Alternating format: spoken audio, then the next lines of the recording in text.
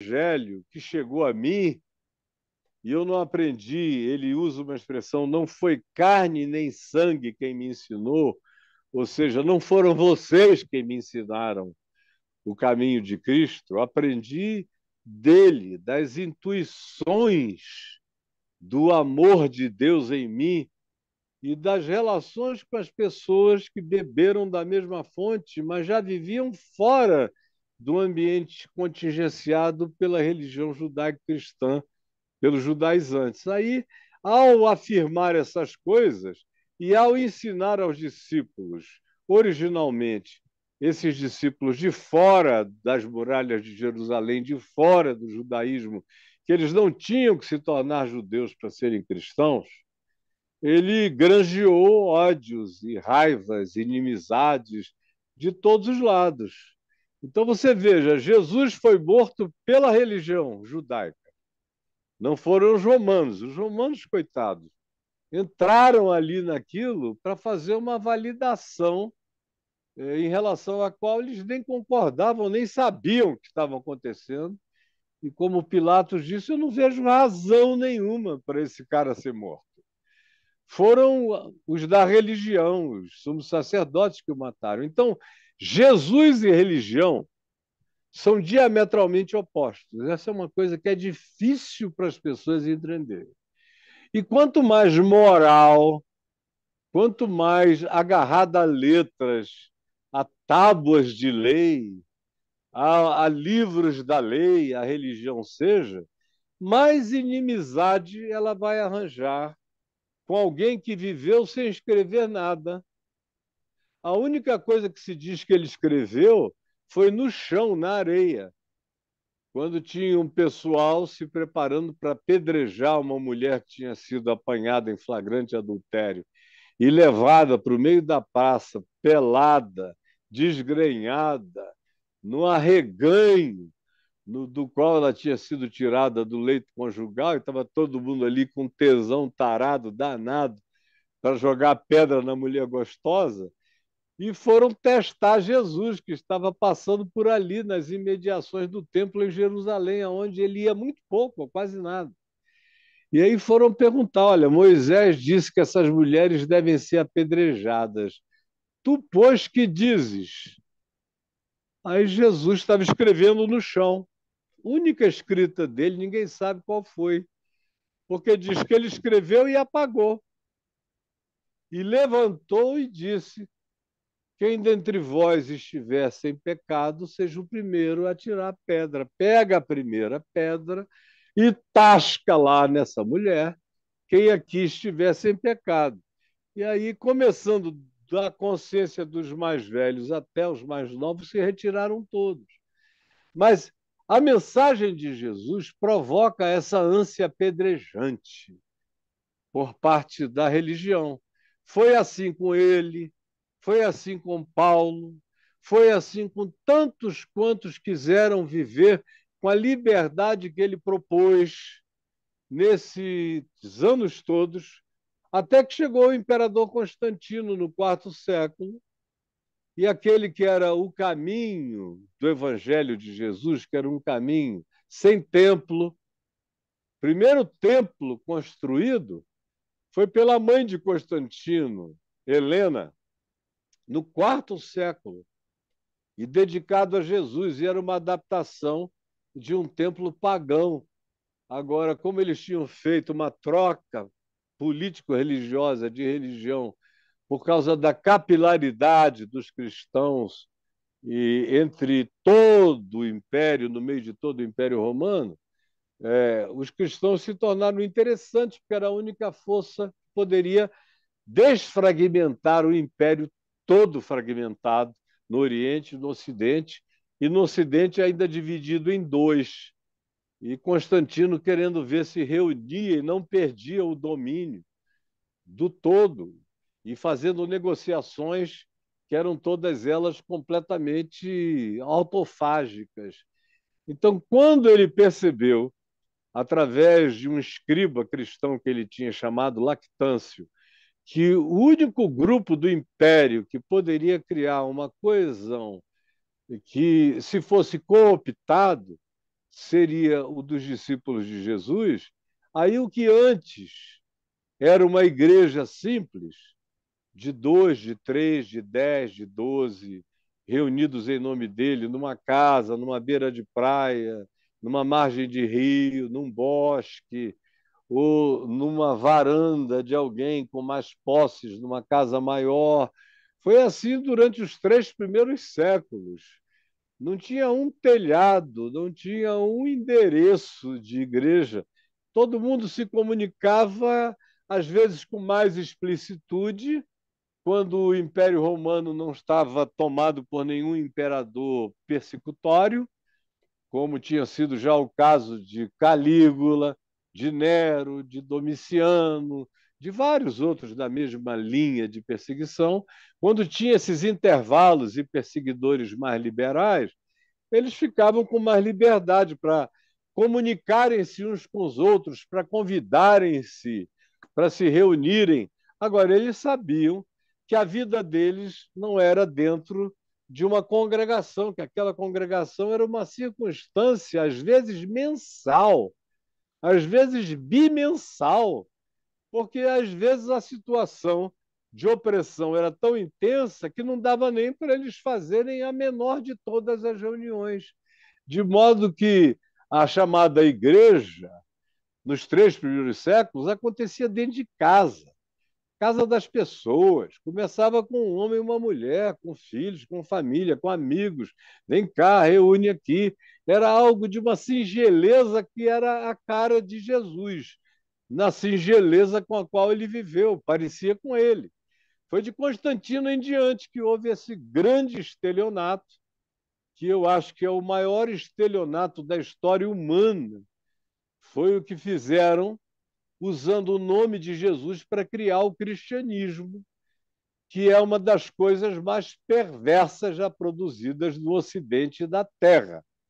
Está cheio de gente boa, mas a estruturação, a hierarquização já era do Império Romano, foi todo mundo que era gente boa até então, em menos de 40 anos estava tudo corrompido, porque ele pegou aqueles bispos pobres, o Constantino, e começou a dar dinheiro, terras, glebas, isenções de impostos, grandes fortunas, castelos, foi deserdando os templos pagãos de Zeus, de Apolo, de Ateneia, de Diana, ou de quem quer que fosse, dependendo do ambiente greco-romano, e aí foram sendo consagrados aos homens que acompanharam Jesus, ou a Maria, a mãe de Jesus, que até então era uma figura totalmente obscura entre os discípulos, e no Evangelho ela tem o papel dela, de mulher muito linda, muito humana, e presente até o fim, mas não existe nada além de uma lindíssima humanidade e nenhum tipo de projeção de divindade na direção dela ou de quem quer que fosse. Aí houve essa coisa que até hoje o pessoal chama de cristianismo, sem perceber que a própria designação já é antitética em relação a Jesus e ao Evangelho. Primeiro, porque Jesus não criou nenhum sistema.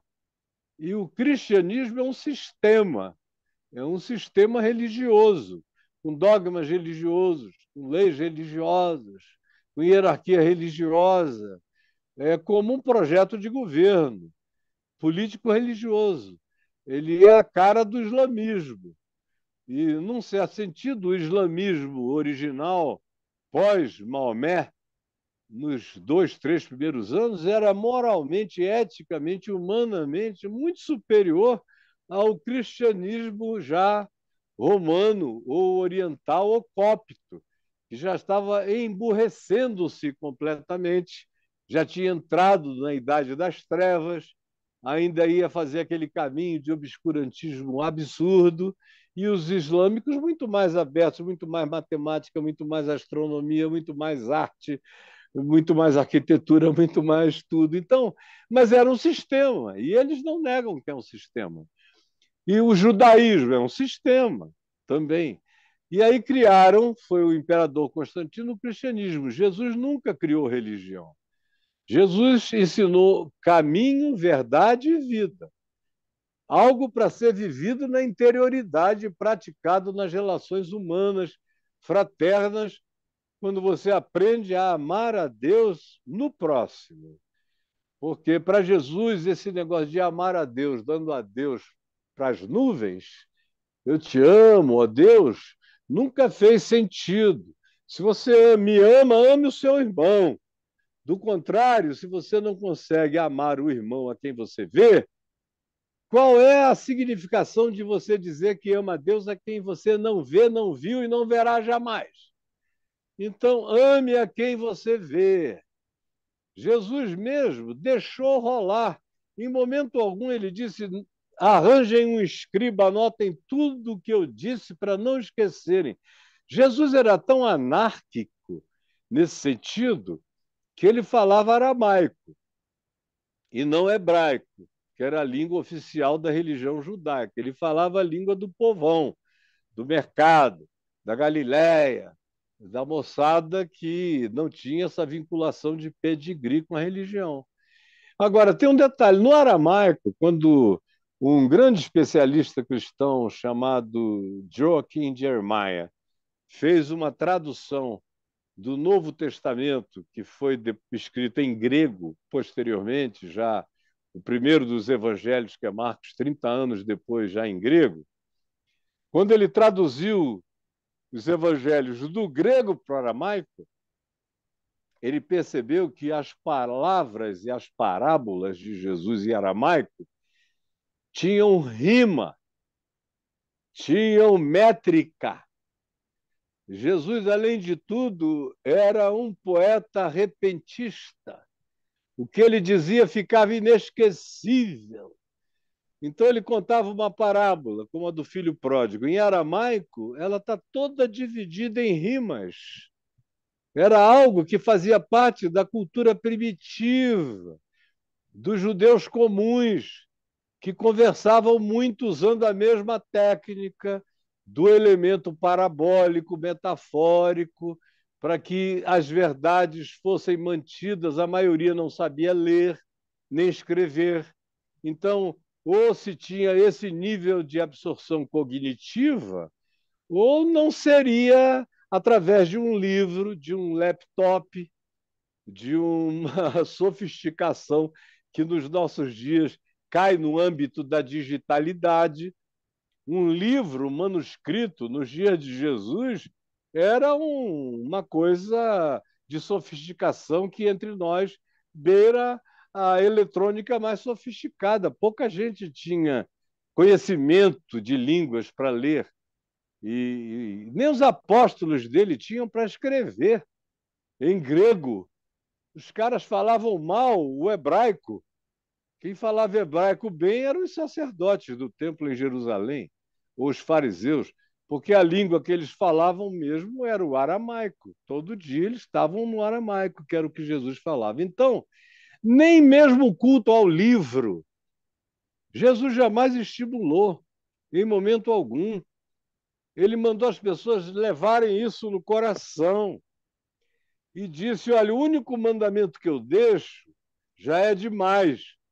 Amai-vos uns aos outros como eu vos amei. Se alguém conseguir praticar isso, o resto é comentário. O resto é desnecessidade total de Moisés, de quem quer que seja, e as organizações de Estado, de império, de reino, têm lá os seus próprios parâmetros, que são todos mutantes, que vão sendo alterados de acordo com a evolução da própria sociedade, com as mudanças de governo, de dominações, de cultura. Jesus disse: não será assim com vocês. Vocês vão andar num outro caminho. Eu estou fazendo o absurdo. Vocês são filhos dessa anarquia divina. Quem vai ensinar vocês é o Espírito Santo. Podia haver uma coisa mais anárquica do que dizer entre vocês não há um mestre. Isso é totalmente anárquico. Vocês não terão nenhum guru. Isso é absolutamente anárquico. O guru de vocês vai morar em vocês.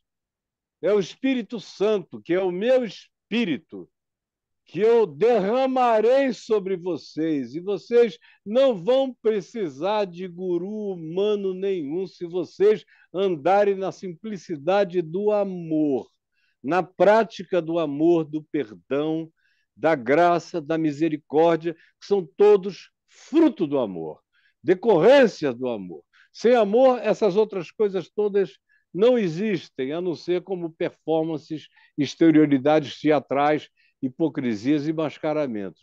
É no amor que isso tudo acontece com naturalidade absoluta, como as mangueiras aqui de casa dão fruto com toda naturalidade. Eu não preciso pedir a elas para fazerem completamente nada, nem dar ordem, nem determinar, nem coisa alguma. É porque acontece, porque faz parte da natureza intrínseca dessa essência. E Jesus trabalhava com essas categorias. Você vê que a maioria das parábolas dele tem a ver com semente, semeadura, cuidar com carinho de uma sementinha para crescer, para se desenvolver, para frutificar, para desenvolver sombra, para colher outros. São princípios muito, muito simples, que foram assim, às vezes bem, às vezes nem tanto, mas razoavelmente conseguindo prosseguir durante 300 anos, até que a gente chegou ao cristianismo.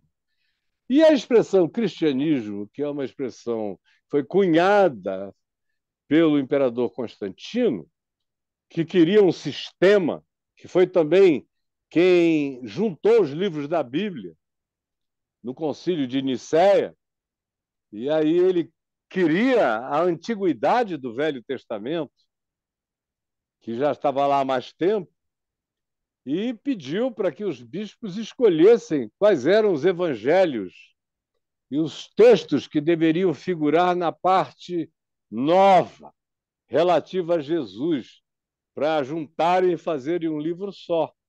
Então, também não foi nada que veio dos céus, nenhuma inspiração.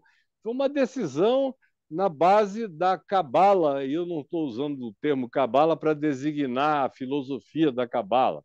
Eu estou só usando do ponto de vista pejorativo, como no passado aqui no Brasil, quando você, antes de uma votação, dizia como é que foi a votação? Eu disse, foi resolvida na cabala, porque já estava tudo certo. Foi lá só para acontecer. Então, a Bíblia foi montada na base do quem tem mais poder decide o que fica aqui. Eu, pessoalmente, não tenho nada contra o que ficou. Eu só não botaria o Velho Testamento. Eu poderia publicá-lo, porque Jesus era judeu, ele veio e emergiu daquela cultura. A morte dele foi deflagrada por aquele povo, aquela cultura, aquele tipo de olhar, de cosmovisão. Então, é instrutivo você saber essa história pregressa.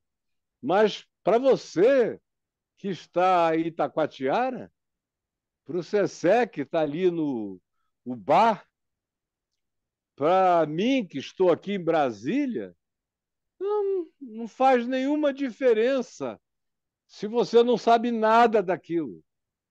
Mas se você ama, se você perdoa, se você acolhe, se você escolhe o caminho da sua autopacificação e das relações pacificadas como princípio essencial do seu andar, e se você determina isso também como modo de olhar, de ver, de projetar, de iluminar a vida e o chão da sua existência e da dos outros, está tudo resolvido, meu irmão.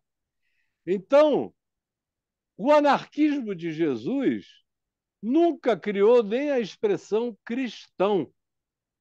A designação cristão era um apelido, era um palavrão nos dias de Paulo, de Pedro, que é quando você encontra a primeira menção disso no Novo Testamento, que a gente tem numa carta de Pedro, ele escrevendo às igrejas que estavam espalhadas em regiões mais longínquas do Império Romano, na Bitínia, em lugares mais distantes, na região onde hoje é Troia, ou no passado era Troia, hoje é Troade, enfim, naquela área ali, é que ele menciona a primeira vez o termo cristão, dizendo: se eu tiver que sofrer carregando esse nome, eu sofrerei, porque aquela designação era pejorativa. Quando queriam falar mal do cara, dizer: você é um cristão. E aí, até o palavrão deu nome à nova construção, cristianismo, que foi o que veio de cristão.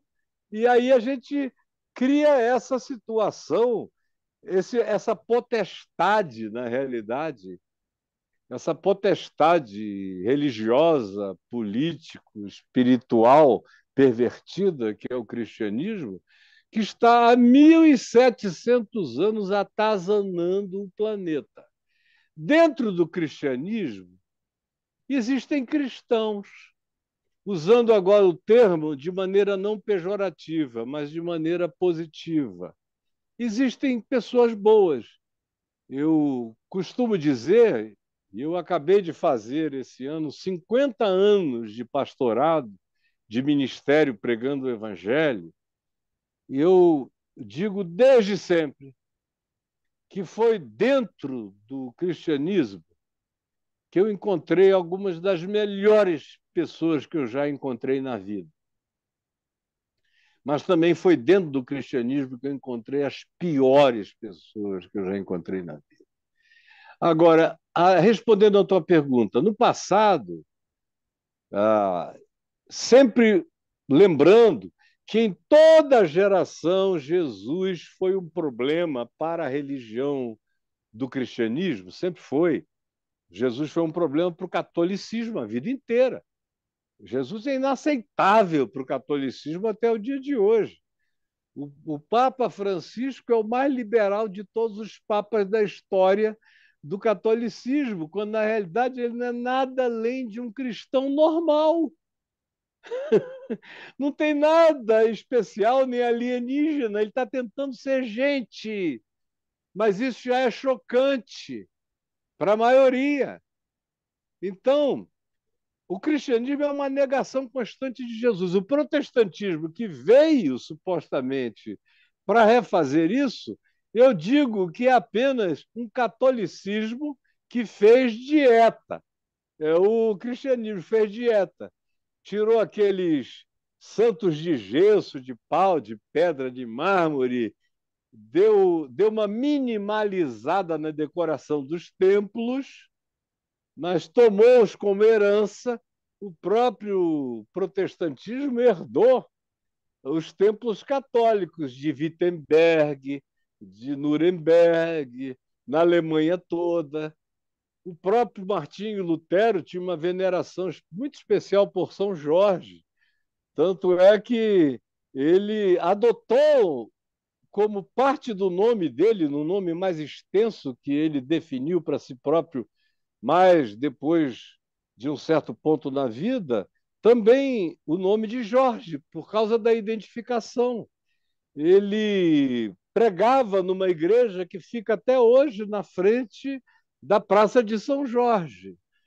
Então, eles fizeram tão somente uma dieta, tiraram alguns desses elementos, mas não foram capazes de voltar para aquela coisa completamente ridiculamente e insuportavelmente simples e singela de Jesus e do coração e das coisas levadas na alma, praticadas no único dogma que ele deixa, que é amor. E que se não houver amor, nada de tudo aproveitará, como disse Paulo. Será como bronze que soa, como símbolo que retine. A fé mais ortodoxa, sem amor, de nada aproveitará. O academicismo teológico sem amor não tem nenhum significado. E qualquer outra coisa, toda a ciência, todo conhecimento e toda dadivosidade supostamente caridosa Paulo diz: ainda que eu vendesse todos os meus bens e desse tudo aos pobres, sem amor, de nada me aproveitaria. Os pobres agradecem, vão comer melhor.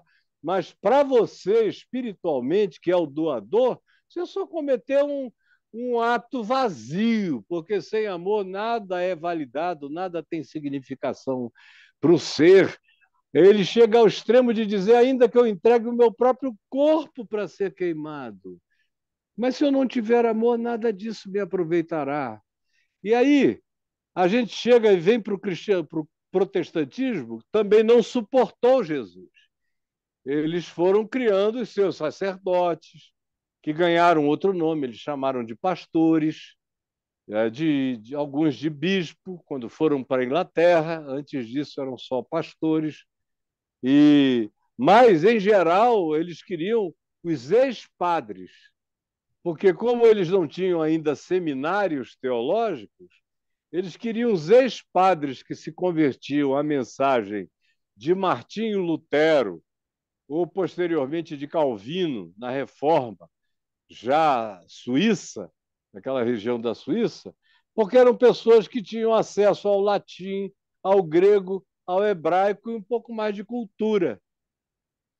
Então, havia já uma profissionalização da liderança espiritual, conforme era no judaísmo, conforme foi no cristianismo, no catolicismo, e se estabeleceu no protestantismo. E aí, Jesus, puro e simples, insuportável. Aí eles criaram morais puritanas, totalmente anticristãs no protestantismo.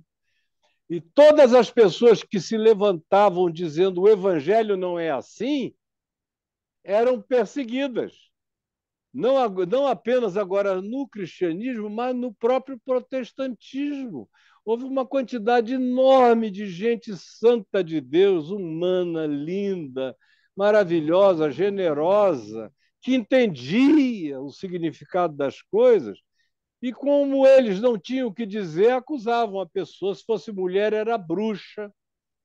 Se fosse homem, a pior designação é alquimista, ou então é um ateu, porque é um cara que não dá nenhum espaço para as nossas relíquias, nem para o sagrado, porque outra coisa que em Jesus não existe é o sagrado, que a gente fala assim com a água na boca, né? Com todo orgulho semântico, tem que respeitar o sagrado em ti. O sagrado é uma barbaridade. Porque o sagrado é uma construção humana, o sagrado é aquilo que se sacraliza. E quem pratica a sacralização é o homem. Se eu começar a dizer para o pessoal da minha casa, graças a Deus aqui em casa, nem em 1000 anos daria certo, porque eles aprenderam o evangelho o bastante para não deixarem que sacralização nenhuma corrompa a consciência deles. Mas no meu vizinho aqui, se eu começar a dizer que daqui emana poder, o que isso aqui é um santo grau cristalizado, então o mundo está cheio de idiotas para, de fato, seguirem esse tipo de cristalização sagrada, sacralizada. O evangelho tem a ver com santidade, santidade tem a ver com uma vida que espelha Jesus, que parece com Jesus, que reflete Jesus, que tem o gosto de Jesus, o sabor, o sal de Jesus, o sal, o tempero de Jesus. Você passa a língua, não precisa ouvir nada. Tem cheiro de Cristo, tem gosto de Cristo, tem brilho de Cristo, sem oralidade nenhuma, sem precisar de nada. Carrega, emana, gera essa transcendência penetrante que se torna imanente no que vê, no que sente, no que assiste. Mas o protestantismo não suportou. E na Inglaterra, você veja, eles dividiram uma igreja por causa de pepeca, de vagina. Aí dividem-se, saíram, romperam com o catolicismo, Henrique VIII, aí sai naquela matança de mulheres para ver se nasce um homem, para continuar. E até hoje está lá o Charles, como representante de Cristo e rei da Inglaterra. E a gente naturaliza tudo. Jesus está sentado no trono com Charles. Para mim não tem nenhum problema, porque tanto faz como tanto fez. Eu já nasci noutra. Eu fui batizado na igreja presbiteriana com 1 mês de nascido, na igreja católica com 1 mês e meio, 2 meses, mas quando eu me converti adulto, o Cessé lembra a gente na nossa maluquice de juventude lá em São Francisco, e voltei para Manaus no meio da minha loucura toda, e briga para todo lado, e jiu-jitsu, e hospitalização dos que se contrapunham a mim e tudo mais. Enfim, quando eu tive a experiência existencial de ser encontrado por Jesus sozinho, eu me batizei sozinho no Igarapé, no meio da floresta amazônica. E é o que está na validade até o dia de hoje. E não porque aquela água tivesse qualquer validade, era de mim para mim. Porque Jesus mesmo nunca batizou ninguém, nunca sacralizou nada.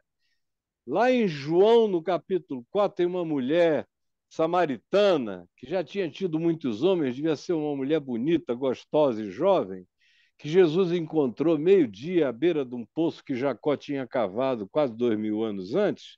E Jesus pediu água a ela: mulher, você tem água? Me dá de beber. A mulher achou aquilo esquisito, judeus e samaritanos se odiavam, não se falavam. Aí ela disse, iniciou um papo com ele. E aí Jesus usa o termo grego, que é depois usado, do aramaico vertido para o grego, a palavra é esguicho, quando ele diz: quem beber dessa água voltará a ter sede, mas aquele que beber do esguicho que eu lhe der jamais terá sede para sempre. Era quase como se fosse um ejacular divino de água. Quem beber disso nunca mais vai ter sede para sempre. Aí ela pergunta, eu vejo que tu és profeta. Onde é que a gente deve adorar? Os judeus dizem que é em Jerusalém, naquele templo. Aqui em Samaria, que eram também da mesma família de Abraão, era uma história longa que eu vou deixar para lá, e eles acabaram se dividindo e se odiando para o resto da existência até o dia de hoje, a adoração sacralizada era do Monte Gerizim. Aí ela falou, já os nossos aqui em Samaria dizem que é no Monte Gerizim que a gente tem que adorar. Onde é? O lugar do sagrado para adorar a Deus melhor. Em geral, uma montanha para ficar mais alto. Eu nunca vi ninguém dizendo, vamos adorar a Deus naquele abismo. O pessoal sempre leva a Deus para as topografias. O condicionamento divino é até topográfico. Quando o Salmo 139 diz o oposto: se eu subo aos céus, lá estás. Se eu faço a minha cama no mais profundo abismo, lá estás também.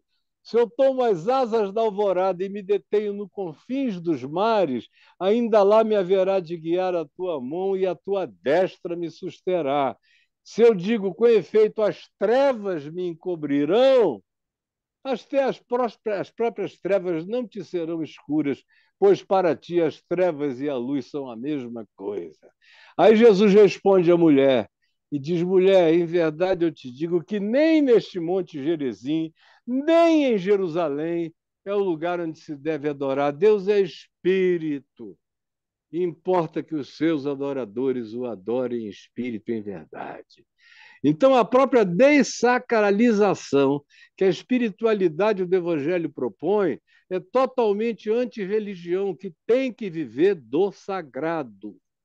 O batismo é sagrado porque dá poder à administração dele. A Eucaristia é sagrada porque dá poder à administração dela. O próprio sacerdócio é sagrado, tanto é que os caras foram consagrados a não se casarem depois de um tempo, para criarem uma diferenciação de santificação e de empoderamento sobre o resto da plebe humana.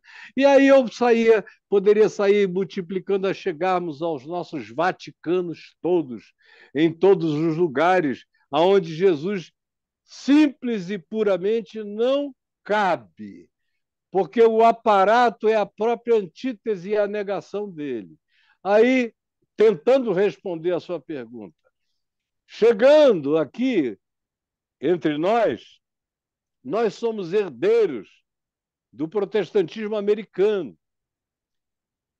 O que você vê aqui no Brasil é praticamente uma herança do Bible Belt dos Estados Unidos, do sul republicano dos Estados Unidos, tanto em relação aos batistas, quanto também em relação aos pentecostais, conquanto os pentecostais brasileiros originalmente tenham vindo da Suécia e se plantado em Belém do Pará e começado a Assembleia de Deus, isso não durou nenhuma geração, teve influência sueca ou europeia. Logo, logo, os missionários que começaram a chegar, pentecostais da Assembleia de Deus aqui, eram americanos, muitos dos quais eu ainda conheci. Há 60 anos atrás ainda estavam vivos, apesar de muito idosos. Eu conheci ainda muita gente da primeira geração. O pai do Sessé conheceu, então, muita gente da primeira geração dos que chegaram. Então, a herança que prevaleceu foi americana.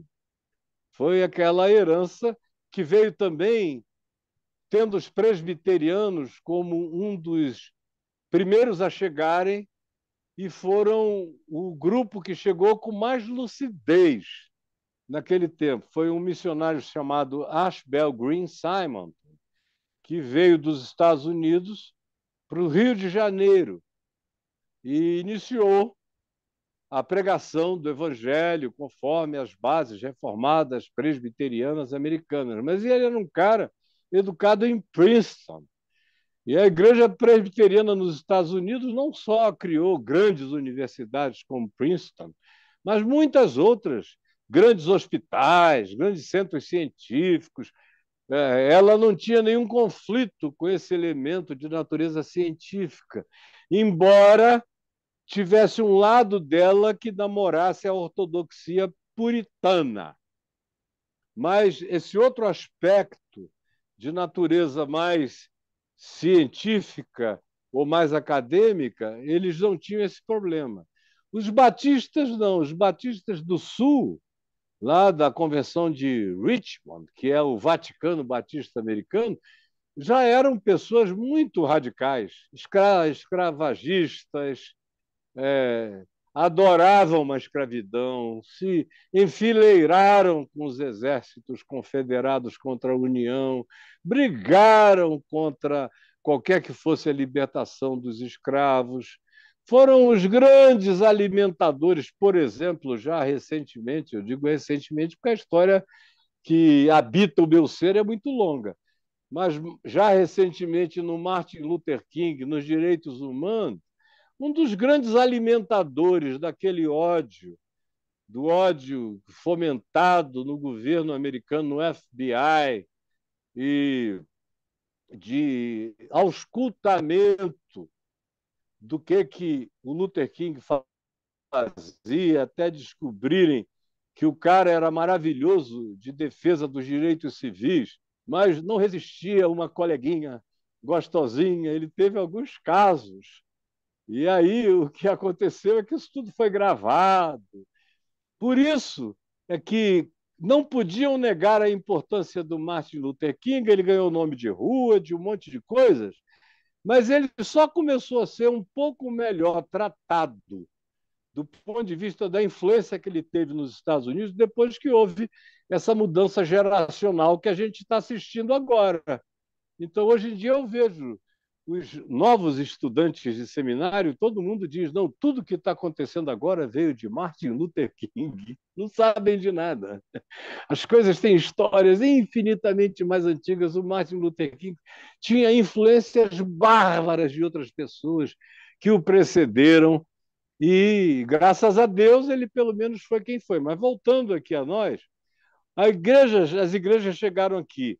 As Assembleias de Deus sempre muito ignorantes, muito não acadêmicas. porque eles são pentecostais. O que é que significa? Que você não precisa se aculturar de maneira nenhuma, porque você levanta a mão e diz: Espírito Santo me ensina, eu quero uma palavra. E aí os caras leem a Bíblia, porque pelo menos os discípulos originais de Jesus não andavam com Bíblia nenhuma na mão, porque não havia isso. Essa é uma tecnologia de Gutenberg para cá, andar com livro encadernado, né? Já é um negócio do Elon Musk do século XVI, mas não havia nada disso. Mas o que, que eles pegavam? Agora a Bíblia encadernada, abriam, botavam o dedo em cima, e o que quer que aparecesse ali? Então foi e levou o filho para fora da cidade, e o deserdou, e o apedrejou. Levítico, capítulo 20, não sei o quê. Aí lá vai o cara, bom, eu não vou matar nem apedrejar, porque aqui nesse país isso é crime, mas eu vou deserdar e vou expulsar. A barbaridade que eu possa cometer sem ser preso, eu vou praticar. Baseada em Moisés, por causa de um livro só, dessa Bíblia inteira, de capa a capa, que é a tragédia da história inteira, porque nunca deixaram Moisés morrer e nunca creram que Jesus era bastante, que o que Jesus disse na cruz, quando morreu, está pago, está consumado, ou lá no grego, tetelestai, que era o que se botava na porta do, da cela do prisioneiro, quando ele cumpria toda a pena dele, botavam a lista dos crimes que ele tinha cumprido com esse imprimatur, tetelestai, que significa está tudo pago. Por esses crimes ele nunca mais será cobrado. E é o que Jesus faz na cruz. Ele pega toda a lei de Moisés. Paulo diz que ele rasga a lei de Moisés todinha na cruz. E grita, tetelestai, acabou. E o Novo Testamento tem testemunhos inúmeros dessa obsolescência, desse esclerosamento. Mas a Bíblia, mantida como livro na mão de pentecostais, ou mesmo de reformados, com tendências a uma ortodoxia puritana, como os presbiterianos, por mais abertos que alguns deles fossem, ficava sempre aquele ranço do Antigo Testamento. Aí, conclusão, para a gente dar um salto quântico, senão o nosso tempo esgota e eu não termino. Quando eu me converti, e eu já sabia como era a igreja desde menino, como o Cessé sempre soube. A gente nasceu sabendo como era a igreja protestante. Nós crescemos no presbiterianismo dos nossos pais, no caso dele, do pai dele, pastor, da mãe dele, uma mulher de Deus piedosa. No meu caso, a minha mãe, e o meu pai era um agnóstico, que me salvou. Foi uma maravilha ter sido criado por um agnóstico até 14 anos de idade. Me deu um embasamento maravilhoso, o agnosticismo do meu pai, mas ele se converteu e se tornou um CSS, sabe muito bem, um santo de Deus urbano, um monge urbano, um cara extraordinário, que era puro amor. Então, eu tive, graças a Deus, as melhores influências, e também do ponto de vista acadêmico e de cultura. Mas, quando eu me converti, e uma das coisas que, para mim, pareciam ser paradoxais em relação a essa fé que eu estava dizendo que eu queria vivê-la agora, em 1973, e conversando com meu pai, ele disse: o que é que você acha que vai ser o seu maior problema para andar nesse caminho, meu filho? Aí, você acha que são as drogas? Porque a gente topava tudo, né? E cheirava o que chegasse, baseado, então, meu Deus, com uma coisa linda, linda mesmo, e graças a Deus pela cannabis, graças a Deus pelo THC, pelo CBD, graças a Deus por tudo isso, mas O que viesse era muita metanfetamina, muito Perventin, muito ácido, muito LSD, muito microfilme, sem falar no fato de que eu, para brigar, eu não procurava briga, mas para aceitar entrar no cacete era fácil. E como eu nunca levei uma surra na vida, eu já saí com o olho roxo para lá, arrebentado para cá, tenho marca nas testas, furo de pau em vários lugares, cacetadas de todo tipo, mas eu sempre saí arrebentando. Então eu fui ficando muito descarado. E meu pai perguntou: o que, é que vai dar mais trabalho agora, meu filho? Por exemplo, é se autocontrolar para não bater em gente que te provoque, porque vão te provocar. Eu já tinha tido que sair de Manaus uma vez, fugido por conselho da Polícia Federal. Com 15 anos de idade, eu fui bater na casa do Sessé, com 15 anos, fugido de Manaus.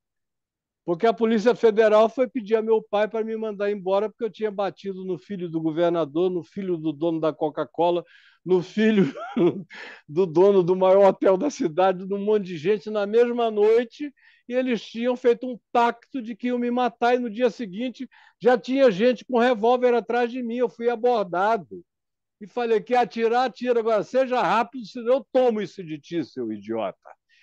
Então, a minha inconsequência era muito doida mesmo. Aí eu falei: não, pai, o que vai mais me dar trabalho é essa mulherada.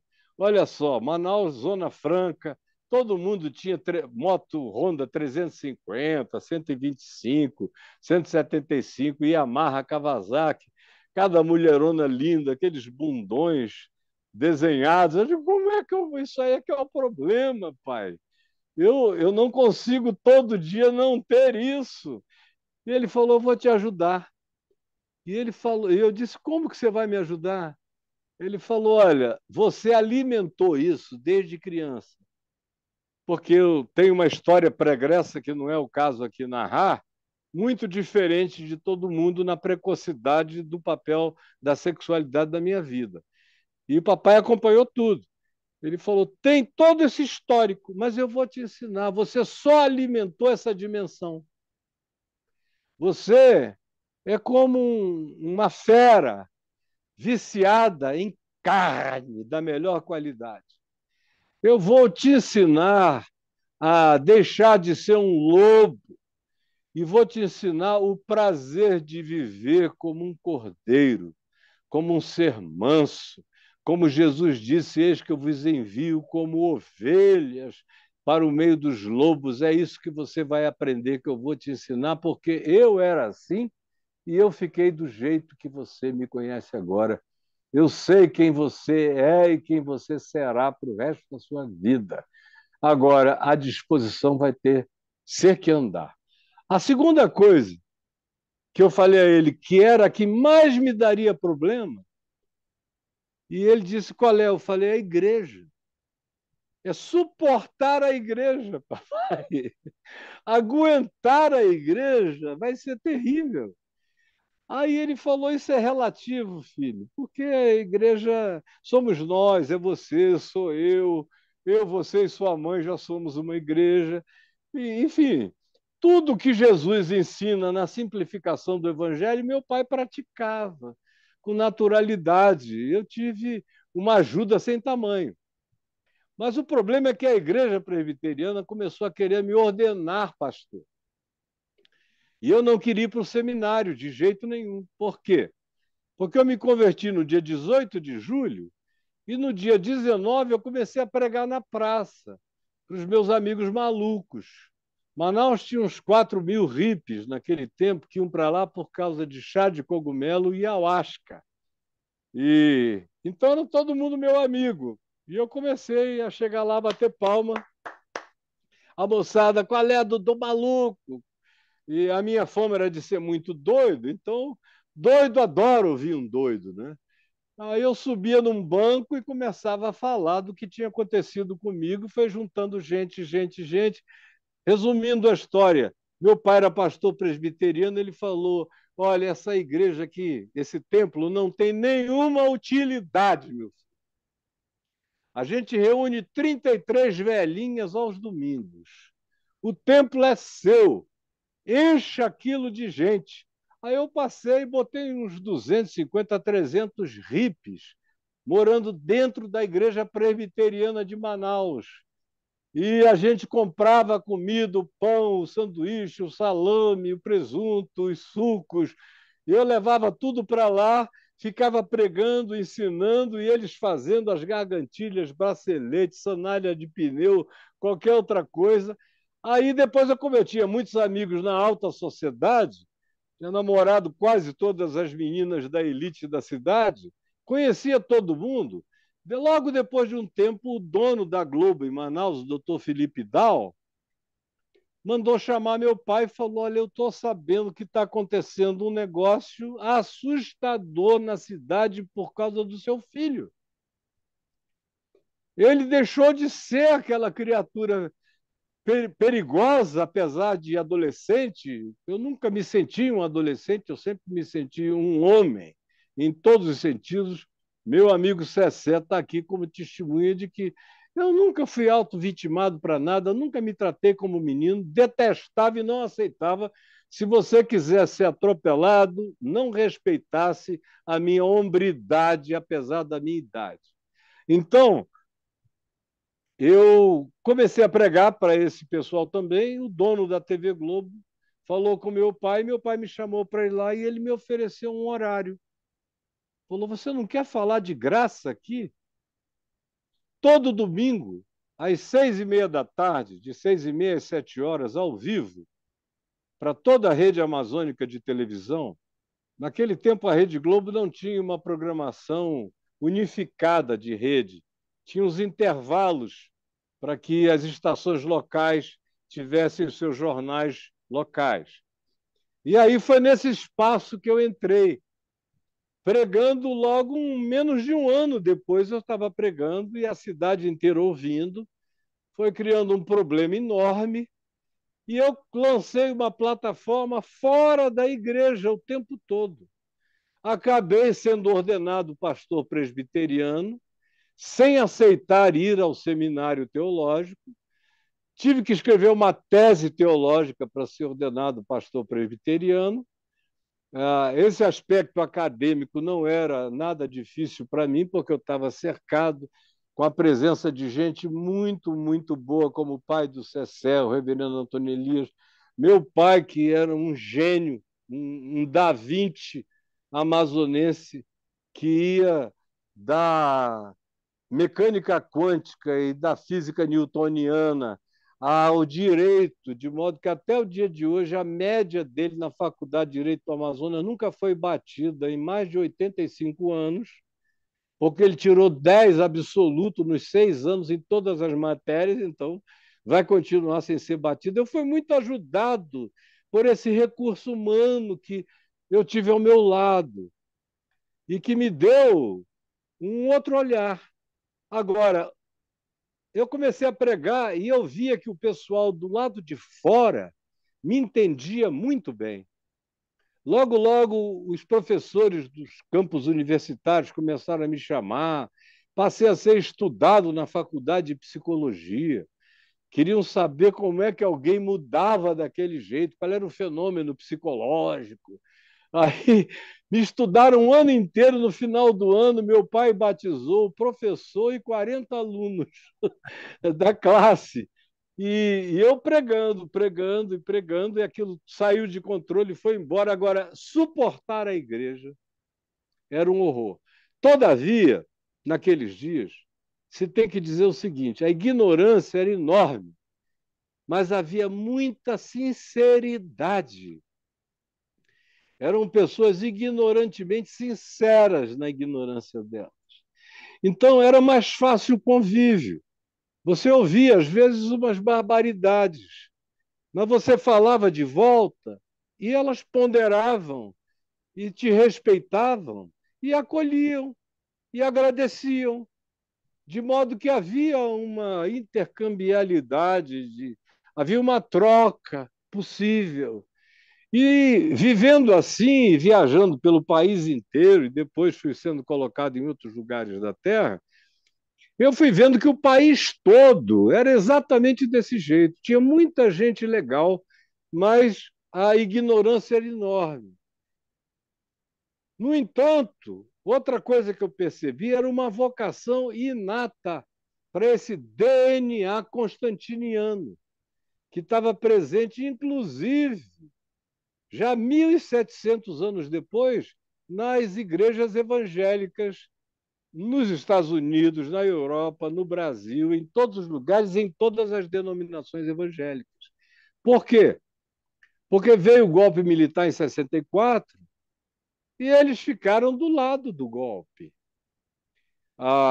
Muitos pastores entregaram jovens membros da igreja, como aí no Rio, por exemplo, o Rubens César Fernandes, nosso amigo querido, e que foi ovelha do reverendo Antônio Elias, pai do Cessé.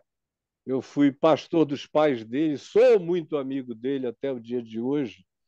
O Rubens César foi entregue por um diácono da igreja presbiteriana aos militares. E, coitado, não sabia de nada. Veio se refugiar aqui no Araguaia, no meio da guerrilha, pensou que aqui que era seguro e o pau estava cantando. Acabou fugindo para a Polônia, sem ter nada a ver com a história. E como ele, o pastor Fanini, aí em Niterói, na primeira igreja batista de Niterói, entregou muita gente para a ditadura. E eu estou dando esses dois exemplos só por causa da geografia de proximidade e porque já são pessoas que se foram. No entanto, aconteceu a mesma coisa no país inteiro. Aí eu falei, meu Deus, essa igreja de Jesus tem mais compromisso com Constantino, com os militares, com os generais, com esses poderes instituídos do que com o evangelho. O que é que eu posso fazer para tentar melhorar essa história? Aí eu peguei essa minha plataforma, que estava baseada na mediaticidade que me foi dada sem que eu tenha jamais procurado. Eu acabei de narrar que ela foi espontânea, veio de lá para cá e eu não procurei nunca nada disso. E aí eu falei, eu vou usar isso para reunir o máximo possível de pastores também e de líderes. Então eu pregava em grandes eventos e fiquei quase 30 anos reunindo pastores do Brasil inteiro. Depois passei a ser convidado pelo mundo inteiro, especialmente por causa do Billy Graham, que era a figura mundial mais respeitada e que se apaixonou por mim. Queria, inclusive, me preparar para ser sucessor dele, e uma quantidade enorme de organizações mundiais que queriam que eu mudasse para lá, que virasse presidente, que ganhasse aquele budget de milhões e bilhões. Você faz o que quiser pregando o evangelho, mas eu sentia que eu tinha que sofrer esse país a minha vida inteira, que era aqui que eu tinha que ficar. Então, nunca aceitei nada disso e continuei. Mas depois de alguns anos, eu fui vendo que havia uma incurabilidade. E agora eu comecei a responder a tua pergunta. Uma incurabilidade na natureza dessa igreja. Então, o que você disse, o que aconteceu? Não, é o que sempre aconteceu. Só faltava era conhecimento, era publicização de até onde esses caras podiam chegar. E eles não foram, graças a Deus, aonde eles podiam chegar. No tempo do Pinochet, no Chile, eles foram muito mais distantes. Eles cultuaram Pinochet, eles adoram um caudilho, um ditador, isso está o imperador, um rei Charles, alguém está presente no DNA, ou uma presidência da República vitalícia. A vitalicidade é um valor cultuado nesse meio evangélico, especialmente pentecostal, que é representativamente 80 a 85% de todo o universo designado como evangélico no Brasil é de natureza pentecostal e, portanto, com um apelo ainda mais profundo a esse tipo de relacionamento com a ditatorialidade. O que aconteceu aqui é que, quando Lula foi eleito em 2002, a maioria dos evangélicos votou nele. Eu fiquei amigo do Lula em 1989 para 90, na campanha dele contra o Collor. Aí ficamos amigos 10 anos, de conversarmos todo dia, de ir na casa dele, ele vir na minha, ter muita intimidade, e intimidade mesmo. Ele me perguntava coisas do coração, nunca me convidou para a política, nem para o PT. Ele sabia quem eu era e o meu compromisso com o Evangelho de Jesus e com a inegociabilidade desse vínculo que eu não queria misturar com nada. Então ele sempre ficou na dele, mas éramos muito próximos. Até que algo horroroso se interpôs entre nós, o tal de dossiê Caimã, que é uma história, a meu ver, maligna em todos os sentidos, que foi o que veio nos separar. Mas eu trabalhei muito para convencer os pastores de 1990 até 99, 2000, que o Lula não comia criancinhas, que não era nada disso. Ele sabe o papel fundamental que eu tive na maioria de votos evangélicos que ele teve em 2002 para a eleição que o consagrou em 2003 presidente da República. E ele manteve aquela média. E o preconceito em relação ao PT foi diminuindo significativamente no primeiro e no segundo mandatos do Lula, até que veio a Dilma.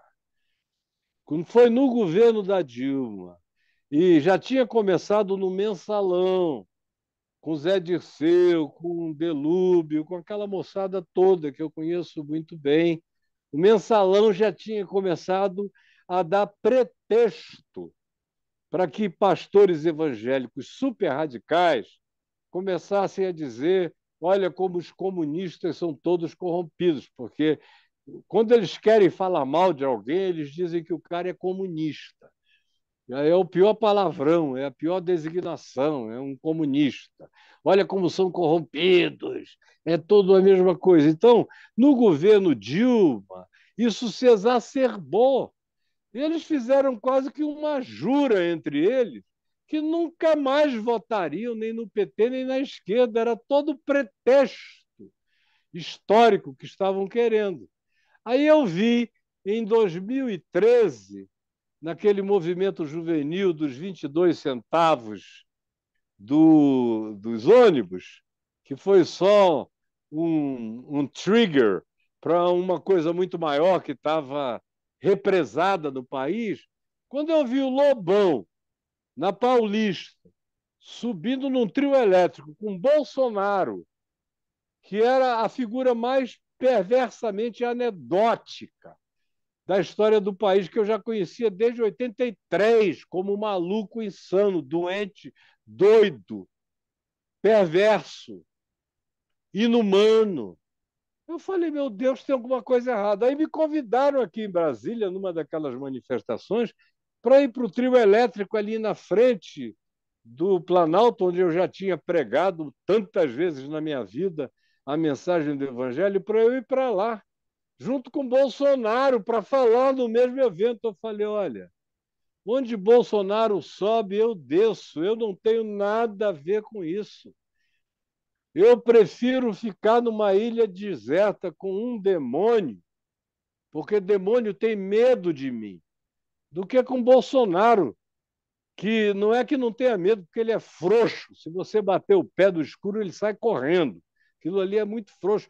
Mas é tão burro, tão burro, tão burro, que não vai me dar um minuto de paz. Com esse homem, nada. Enquanto ele for como ele seja. Jamais nada.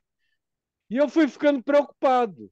Aí a minha querida Marina Silva vem para mim, antes um pouco ela tinha vindo em 2010, falou: eu vou me lançar, o senhor me apoia?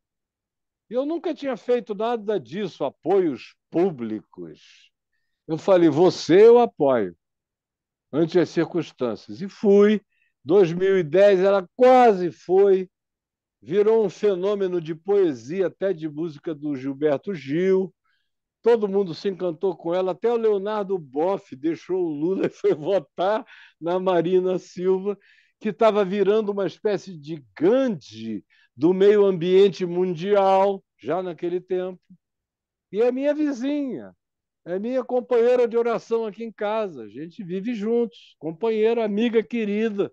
Se eu ligar aqui para ela, ela pode estar onde estiver na Terra, daqui a meia hora ela me liga de volta e a gente conversa as maiores intimidades. Aí, quando veio a campanha de 2014, de novo, aí veio o João Santana e criou todas aquelas fake news. Quem criou fake news com elaboração profissional no Brasil foi o PT, originalmente. A gente tem que ser honesto.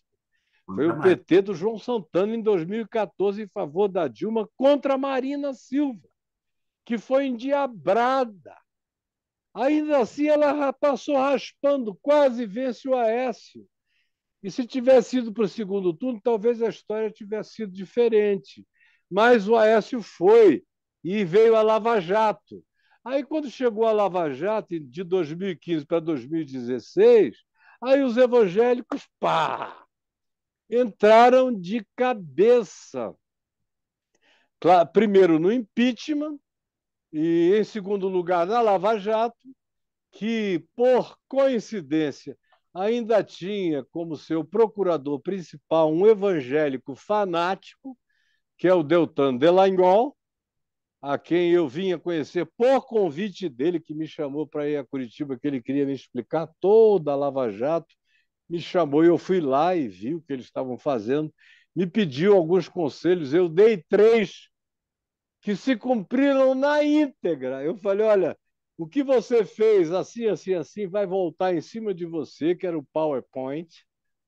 Falei, esse teu projeto aí de querer legislar no Congresso, dando 10 ditames anticorrupção, ao invés de usar os partidos ou de convencer os deputados a fazerem isso no diálogo, foi você que fez com a Lava Jato, foram para lá como um partido lavajatiano fazer isso. Isso vai voltar feiamente contra vocês.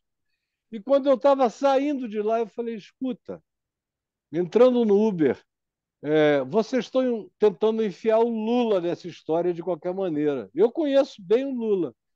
Eu sei que o maior problema do Lula é vaidade, é soberba.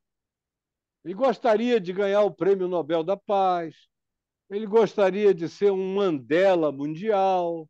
Esses são os pecados do Lula. Ele gostaria que a Avenida Brasil fosse trocada pelo nome de Avenida Luiz Inácio Lula da Silva, qualquer coisa assim. O problema do Lula tem a ver com o narcisismo do Lula, mas o Lula não é um cara que quer dinheiro no bolso dele. Ele gosta de ter amigos com dinheiro, porque os amigos fazem o que ele precisa, mas ele mesmo não tem que meter a mão em nada disso. Então, lá nesse apartamento, furreca, do Guarujá, e depois aqueles pedalinhos lá de Atibaia, aquele é coisa de amigo, cara, que faz por outro. Não tem nada muito mais sério nem concreto nisso. Vocês vão apresentar uma queixa-crime contra o cara?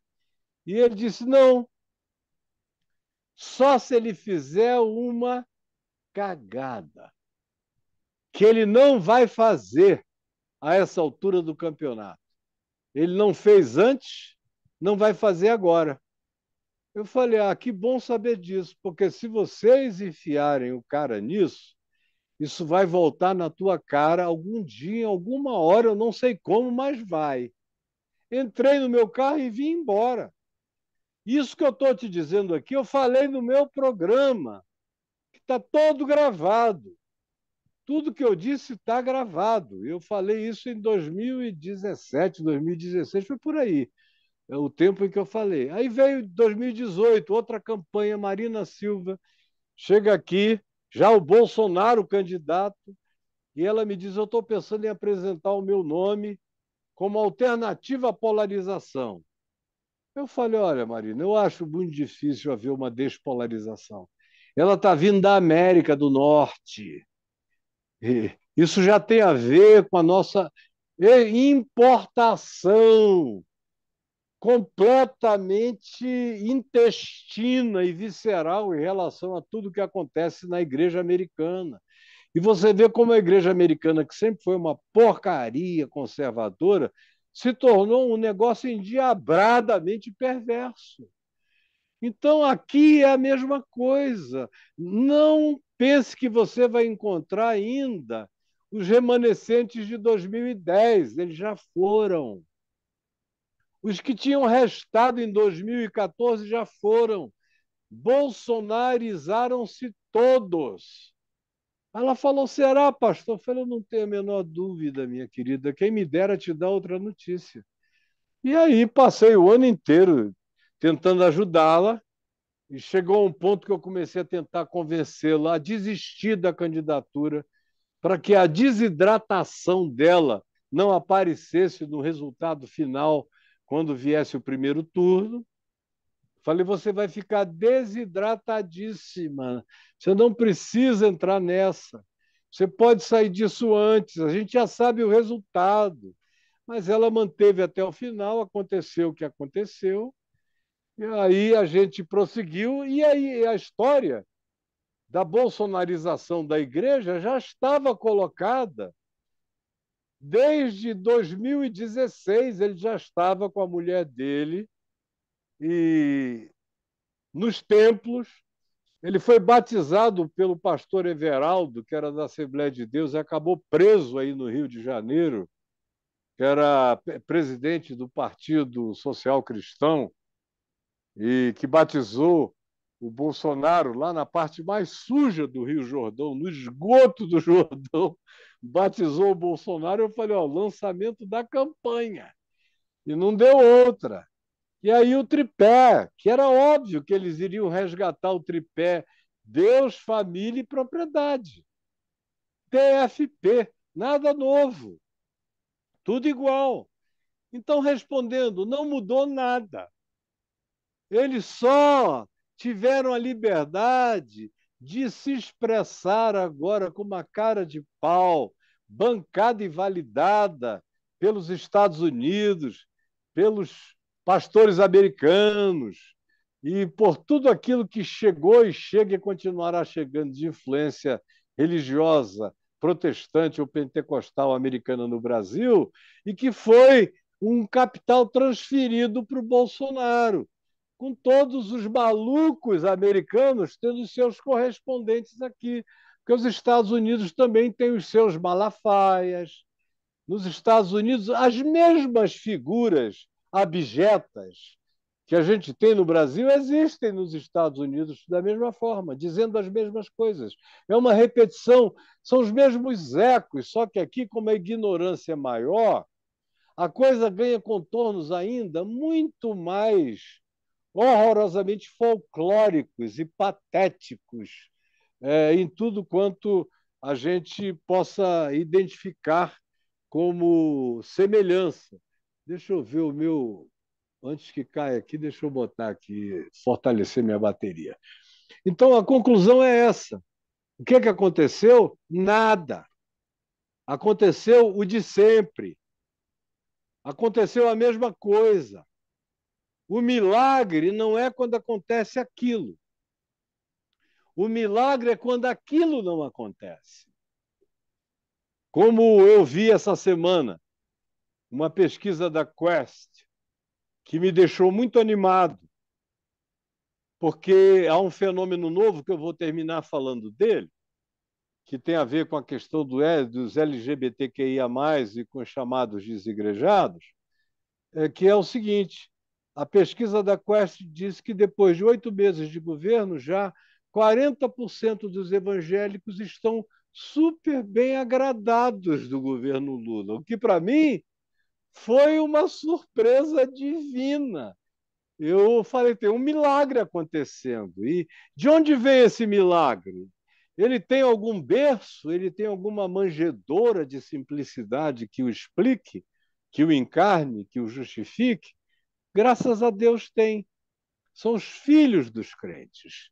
Porque durante toda essa radicalização que veio de 2013, crescendo de novo para cá, até atingir o ápice no governo Bolsonaro e no golpismo de 8 de janeiro deste ano, durante esse processo, uma quantidade enorme de filhos de pastor que eram gays ou lésbicas se suicidaram, uma quantidade enorme de mulheres de pastor deixaram os pastores para viver lesbicamente com outras mulheres, ficaram com tanta raiva da hipocrisia dos seus maridos misóginos, violentos, estupradores delas próprias e esgarçadores da liberdade dos filhos, gente ruim que vive em nome de Deus e rouba em nome de Deus, faz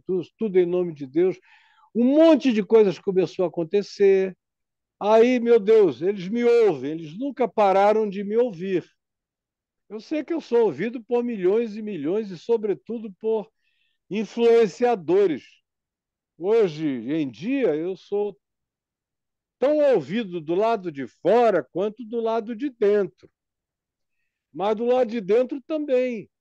E é muito difícil não haver milhares de pessoas, de pastores, todos os dias que me ouçam, mesmo com raiva, mas eles me ouvem, porque eles não conseguem se desataviar da minha figura, que eu sei que foi a figura que teve o maior vínculo de ataviamento com a história dos 150 anos dos evangélicos no Brasil. Nunca ninguém representou o que Deus me deu para representar nesse âmbito e nesse meio.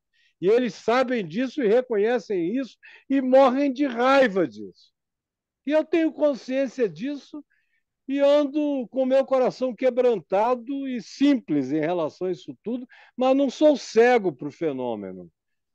E aí, conclusão, Deus me deu a graça de que quando meu filho, que está com 48 anos hoje, que já é cantor do Teatro Municipal há 25 anos, barítono e solista, chega para mim aos 18 anos, porque eu ensinei ele a ser um cristão homem de Deus. E me disse: Você é um cara da verdade, me ensinou a verdade, me ensinou a ser homem. Você criou um homem. Eu quero te dizer o seguinte: esse homem que é teu filho é gay. É gay. E eu não vou fugir de quem eu sou. Você me ensinou a não fugir de quem a gente é jamais. Você quer que eu me mude para a Europa? Eu falei: Deus me livre. Eu quero você bem do meu lado. Ele trabalhava comigo numa revista que eu tinha, e eu falei: eu quero que você continue em tudo que você faz. E você não vai ficar longe, a gente vai andar juntos. Ele disse: mas você é o presidente dos evangélicos do Brasil, da Associação Evangélica Brasileira, é o cara que dá fisionomia positiva a isso tudo aqui e fora daqui. Vai ser muito ruim, eles vão cair matando em você. Ele está com 48 anos hoje, ele tinha 18 naquele tempo. Falei: não, filho, a gente vai encarar esse cacete juntos. E olha, eu apanhei, apanhei, apanhei e apanhei. O Cessé sabe muito bem como eu apanhei. E aí isso é transferido para você. Se é um homem de Deus, como é que pode ter um filho viado? Se é homem de Deus, deve ter feito alguma coisa errada porque não conseguiu criar os filhos heterossexuais. Se é, aí começa toda essa especulação demoníaca, porque a coisa você começou pela política. O que aconteceu com eles, que se bolsonarizaram, e passou para uma segunda pergunta de natureza de costumes. Eles sempre foram perversos em relação a quem não fosse heterossexual. Se você for heterossexual, você pode ser tarado, maníaco, doente, mas se o teu pinto entra numa vagina, então está tudo resolvido. Você só não pode triangular com o ânus. Nessa tríade, essa trindade religiosa evangélica, que aqui em Brasília tem uma banda que canta uma música que é Pau Perereque Cu. Pau Pererequicu, é o mote da banda. Outro dia eu passei numa festa com uma filha minha, mas o que é isso aí que eles estão cantando? É pau pererequicu, pau pererequicu. Eu falei, olha, perfeito para descrever o fenômeno bolsonarista evangélico no Brasil e a consciência evangélica. Funciona só dentro do pau perereca e cu. E olha que eles têm ódio de pirâmide, porque associam tudo a esoterismo. Mas a pirâmide do pau perereca e cu é cultuada nesse meio. Então você pode ser, se for heterossexual, não importa a maldade que você pratique contra as pessoas, especialmente contra as mulheres, porque você é um macho. Você está do alto do coroamento da sua misoginia diabólica, com seu empoderamento perverso. Então, eu sempre soube que, num certo sentido, essa era a doença mais incurável deles. E quando me perguntavam, escuta, teu filho sendo gay, você botando a cara para fora. E eu escrevi, bati de frente, encarei numa quantidade enorme de seminários, de palestras, de enfrentamentos em todos os lugares, parti para as cabeças, como eu sempre fiz na vida. E eles foram sendo atropelados pela minha argumentação. Porque o problema deles é que eles só sabem gritar, e Deus me deu a bênção de pensar, de argumentar e de embasar o fundamentamento do que eu digo nas coisas mais reais do Evangelho de Jesus, para as quais eles não têm resposta possível. Então eles calam com ódio, introjetam o ódio, mas os filhos me ouvem, os netos me ouvem, as esposas me ouvem. Aí eu falava para os que me perguntavam, essa história do teu filho que está te prejudicando a beça, o que, que você acha que vai acontecer? Eu falei, espera o tempo passar, coloca mais 20, 25 anos em cima disso, que você vai ver, o bumerangue vai voltar. Esses caras estão fazendo essa repressão toda, eles estão pensando que estão fazendo isso na sociedade, eles estão fazendo isso na alma dos filhos e filhas deles, dos netos deles, das esposas deles. Isso tudo vai eclodir. O inconsciente não suporta tanta repressão perversa em nome de Deus, em nome do sagrado, em nome de uma pseudo-santidade, com ameaças do inferno e galardões celestiais para quem não faz nada com anos, pelo menos não de entrada, só de saída. Então, isso tudo tem prazo de validade para acabar, espera. A mesma coisa já estava acontecendo nos Estados Unidos. E o processo de suicídio entre pastores e filhos de pastores e mulheres de pastores nos Estados Unidos começou 10 anos antes. Eu sabia que o mesmo fenômeno ia chegar aqui e chegou avassaladoramente. E começou a se manifestar para todo lado. E aí, Deus me deu uma outra bênção. Eu tenho a minha neta mais velha, de 24 anos, é gay, é lésbica. E ela sabia de quem ela era neta, sabia também como é que é a minha mulher, vó dela, sabe do nosso coração. Eu cresci com homossexuais, eu tinha um primo homossexual que eu cresci com ele era 2 anos mais velho do que eu, mas eu via que a homossexualidade dele era totalmente inata, não havia coisa alguma que se pudesse fazer contra aquilo. Era como quererem mudar a minha heterossexualidade. Ela é incurável. A homossexualidade dele também era incurável. E eu cresci com a normalidade de ver aquele primo amado, querido, que foi meu grande amigo, que morreu agora há 4 anos, a meu ver, antes da hora. Então, eu não tive problema com lidar com a homossexualidade jamais. As minhas igrejas, as que eu pastoreava, sempre estavam cheias de gays. Não falavam muita coisa, porque naquele tempo ninguém se abria, todo mundo vivia mais no armário do que fora, mas comigo todo mundo falava. Cessé sabe que eu nunca disciplinei ninguém, nunca afastei ninguém, nunca proibi ninguém. Sei quem dava para quem, quem pegava quem, o que acontecia com todo mundo, porque todo mundo me contava tudo, sempre me contaram aqui e em todo lugar, e sabiam que reação teriam de mim, que não seria outra senão acolhimento. Quando a minha netinha veio com 13 anos e falou isso para mim, para minha mulher, nós a acolhemos. Fizemos a mesma coisa, ela veio morar aqui com a gente. Estava morando aqui comigo até há 2 meses atrás. Ficou 6 anos aqui. E que foi outra bênção, porque ela me reatualizou. Nesses 6 últimos anos, eu sofri uma reatualização do problema e da questão. E ela se casou, se uniu a uma mestre em sociologia, que agora está entrando no doutorado, em sociologia de gêneros. Então, eu tive nos últimos 6 anos todas as aulas dos dilemas e dos conflitos sociológicos e psicológicos de gênero. E aí, as pessoas já da idade dela, que já têm outros problemas nessa área diferentes daqueles que eram os da idade do meu filho, que já está quase com 50 anos, foram me reatualizando.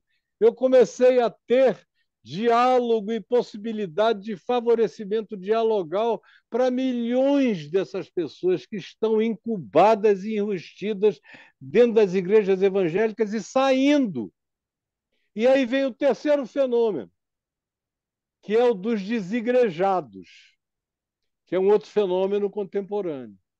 São os caras que no censo de 2010 disseram, responderam 14 milhões deles, dizendo que não frequentavam mais nenhuma igreja evangélica, que não frequentariam, mas que se consideravam evangélicos segundo o evangelho de Jesus, de onde o termo evangélico se deriva. Evangélico deve ser aquilo que carrega a qualidade do evangelho. Então, e eles estavam ouvindo isso de mim há 50 anos que eu digo, Igor, eu não digo nada novo, eu sou um repetidor das mesmas coisas há décadas.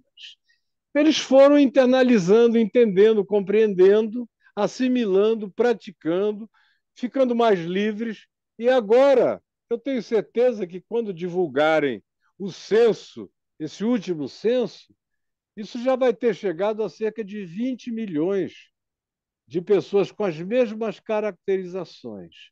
É gente que está aí, que te ouve todo dia, que segue, que aprende o evangelho com você, que crê, que anda no caminho, que pratica a espiritualidade de Jesus, que sabe que o único dogma de Cristo é amor, e que, se não aprenderem a perdoar, a serem misericordiosos e compassivos, inclusive contra os seus piores inimigos, a começar dos pais, dos irmãos em casa, não deixando o coração se encher de ódio nem de hostilidade, se eles mantiverem a espiritualidade do Evangelho, eles só vão melhorar como pessoas humanas, não importando qual seja a natureza da escolha de gênero que eles façam ou que eles assumam. Isso ganhou uma consciência que foi se espalhando. Hoje não sou mais eu. Houve um tempo em que eu era um João Batista, sozinho no deserto, falando em nome do Evangelho, amparado no Filho que era o exemplo da minha vida. Depois disso, de anos para cá, hoje são milhares e milhões distribuindo a mesma mensagem para todo lado. E esse pessoal vai ficando acuado, não sabe mais para onde vai. Eles estão apavorados hoje em dia. O medo deles é pensar que vai ter um tempo de revanche contra eles, quando não é o caso. Mas tem um dado estatístico que você precisa ter. É que esses desigrejados são hoje a segunda maior denominação evangélica ou chamada evangélica do Brasil. A maior é a Assembleia de Deus, com 23, 24 milhões de crentes, conservadores, tudo isso. Mas também tem muita gente humana e que está sendo humanizada pelos seus netos, gays, lésbicas, LGBT, em qualquer outra categoria da sopa de letrinhas. Vão sendo humanizados, pais sendo humanizados, vendo que não é possível cumprir o que o histriônico, histérico do Malafaia e de outros semelhantes à laia dele anunciam por aí. Se eles seguirem aquilo, eles vão perder a casa, as mulheres, as famílias, os filhos, os netos, a própria vida. Então, são sendo forçados a repensarem essas situações, de modo que eu creio que o que nos aguarda nos próximos 10 anos vai ser uma eclosão enorme do fenômeno dos desigrejados, que vão deixar de ser os grandes marginalizados, como ainda são, para passarem a ser os caracterizadores do novo modelo de vivência do Evangelho possível, sem religião, sem sacralização, sem templo sagrado, sem controle pastoral, nem pseudo-apostólico, nem hierárquico funcional da religiosidade, sem nada disso. A minha impressão, a minha oração, a minha certeza de esperança é que isso já está acontecendo e eu vejo e sei que vai crescer imensamente mais. Então, o que aconteceu foi o que sempre houve. Nós estamos agora tendo uma chance, depois de todo esse cataclismo político-religioso, e graças a Deus pelas instituições jurídicas, as instituições de direito, as instituições estabelecidas pela nossa Constituição, que foram, sobretudo, garantidas pelo judiciário brasileiro. Olha, não for o judiciário brasileiro com todos os seus pecados, a gente estava numa ditadura bolsonariana, que seria um negócio horroroso, cara, do pior nível, da maior burrice possível. Hoje a gente teve a prova disso com a delação premiada do Mauro Cid e da conversa do Bolsonaro com os generais, e que só não partiu para fazer o golpe mesmo porque o pessoal disse não vai dar, nós não podemos ir contigo nessa, mas estava tudo mais ou menos engendrado. Então, o que nós tivemos naquele tempo, e foi o que nos salvou, um judiciário que segurou a onda, que padeceu terrivelmente para segurar essa onda, em meio a um legislativo corrupto, cooptado pelo executivo fascista que estava instalado no país. Então, a gente tinha um executivo fascista, um legislativo cooptado, vendido, orçamentos secretos para todo lado e desumanizado, no meio de uma pandemia que mostrou a desumanização do processo e da governança que a gente tinha ainda mais, e não fora o judiciário, sabe Deus o que teria acontecido, mas a gente sempre teve essa contrapartida, esse fiel da balança, essa antítese. E aí vem um quarto elemento, com todos os pecados da mídia, apesar da Jovem Pan, apesar da Rede Record e daquilo que a Igreja Universal está vinculada em termos midiáticos, e apesar dos programas de televisão de Malafaia, R.R. Soares, Valdomiro e Estevão Hernandes e Robson Rodovalho e esse pessoal todo, apesar disso tudo, apesar deles, eles não conseguiram emplacar a maioria que desse vitória ao fascismo que pretendia ser instituído pelo voto ou, se não fosse pelo voto, posteriormente por um golpe que não deixasse o Lula vitorioso assumir. Então, o que aconteceu é o que sempre tinha acontecido e nós estamos tendo a esperança, nesse momento, de uma reumanização política do país, na mesma medida em que estamos tendo uma esperança de uma reumanização da igreja, através dessa nova geração. Alguns ainda são jovenzinhos. Eu não estava no TikTok, porque eu achava que era coisa de adolescente. Então, e nesse período, eu perdi milhões de seguidores, milhões. Teve ano que eu ficava olhando assim, o meu YouTube era caindo, de segundo em segundo, caindo gente, saindo gente. Meu Facebook veio de milhões para 600 mil, saindo gente. Meu Instagram, eu perdi 320 mil numa paulada só. Fora os que deixaram de entrar. E aí todo mundo dizia, você vai falir assim. Eu digo que eu venho a falir com a dignidade de ter levantado o estandarte desse bom combate, mas não por outra razão. E aí o que aconteceu? O que aconteceu é que foi difícil. Por exemplo, eu vivo das aulas que eu dou, do ensino que eu tenho, que é bastante diferenciado do ensino teológico acadêmico convencional, e que todo mundo que quer uma coisa diferente do evangelho vem fazer, eu me sustento como professor dando essas aulas. E o resto, 99% do que eu falo, é público e é gratuito. Mas eu tenho um grupo mínimo de alunos que são aqueles em razão dos quais eu pago as minhas contas e vivo a minha vida, com modéstia, com simplicidade, mas com dignidade. E aí eu falei, ainda que eu perca tudo, eu não vou ser desamparado porque eu sei em quem eu tenho crido. Mas eu creio no poder do Evangelho de fazer uma reversão no coração das novas gerações.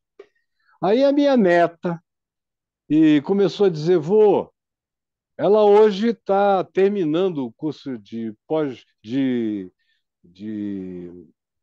publicidade e marketing digitais. Ela entende bastante de design, disso tudo. Está ganhando bem, está prosperando. E ela dizendo: entra no TikTok também, vô. Eu disse: ah, não, minha filha. No TikTok ninguém vai nem me entender. Não, você está subestimando a garotada, entra lá. Aí um outro neto meu, de 17 anos, chegou aqui para mim e falou: vozinho, você está fazendo falta no TikTok, entra lá. Aí veio uma outra neta de 13 anos, vovô, quando é que você vai entrar no TikTok? Eu falei, não é possível, eu vou entrar no TikTok. Aí eu entrei no TikTok, quando eu cheguei lá, havia milhares, milhões de vídeos meus no TikTok e eu não tinha um canal lá. Eram os outros colocando as minhas coisas nos seus canais. Aí eu abri um canal da noite para o dia, ele fez, bah, milhares. E aí eu comecei a receber comunicação de jovens de 13, de 14, de 15 anos. Por que que você... Agora eu estou indo para o Cauê, que é aquela baixaria danada. Mas tem gente à beça. E os mecanismos de censura são muito menores do que os outros. Chineses não estão tão nessa. Como agora eu também vou colocar, estou abrindo no mês que vem o meu YouTube em inglês, em francês, em italiano, em hebraico, em grego, nas, quando der chance, em mandarim, por enquanto não é negócio, porque a China fecha mesmo a presença do YouTube para qualquer outra comunicação na China, mas vou abrir em japonês, porque o chat GPT está aí, os meus amigos americanos que só trabalham com isso há mais de 50 anos me propuseram criar um elemento de aplicativo que nós já testamos e está perfeito. Minha voz, com meu sotaque falando inglês, com tudo meu, sou eu lá. E as minhas mensagens vão começar a ser distribuídas e nós vamos botar anúncio, porque eu quero perturbar a igreja americana, e a igreja inglesa, e a igreja europeia, e do mundo inteiro, dizendo as coisas que eu digo aqui, ninguém diz lá, ninguém diz em lugar nenhum. Então, aqui dessa Nazaré, dessa Galiléia dos gentios, que é o Brasil, aonde eu vivo, nessa marginalidade, tem uma coisa de Jesus de Nazaré que o mundo precisa conhecer.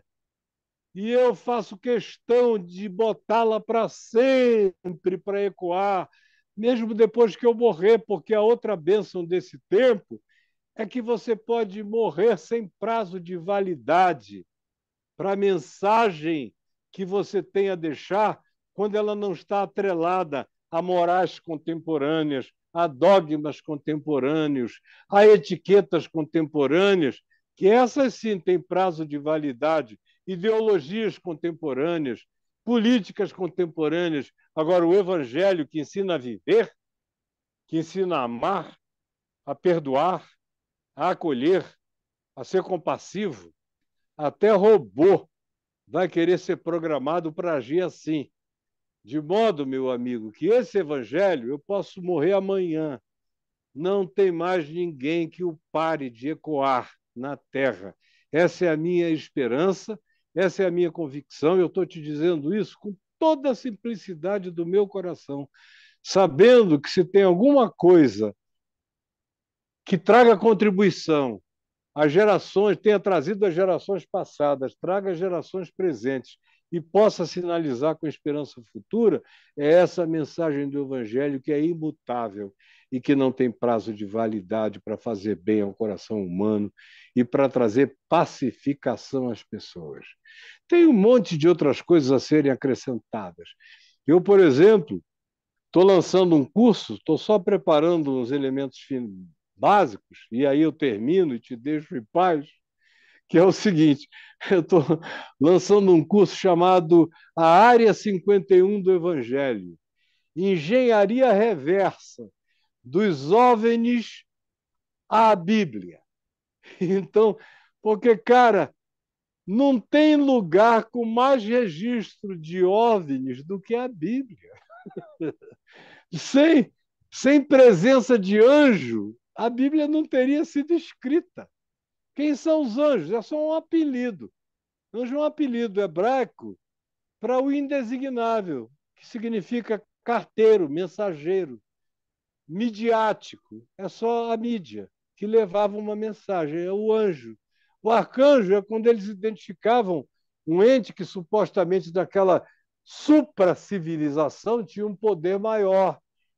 Mas os apelidos bíblicos para essas categorias civilizatórias, algumas são civilizatórias, outras são só dimensionais, estão a uma membrana de distância, segundo a teoria das cordas, outras são interdimensionais, outras são transdimensionais, outras são completamente feitas de energia apenas espiritual, nem plasmática.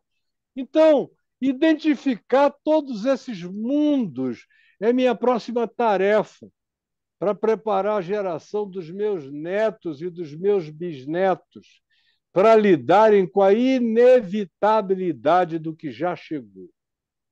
E chegou sem planos de se retirar nem de dar ré.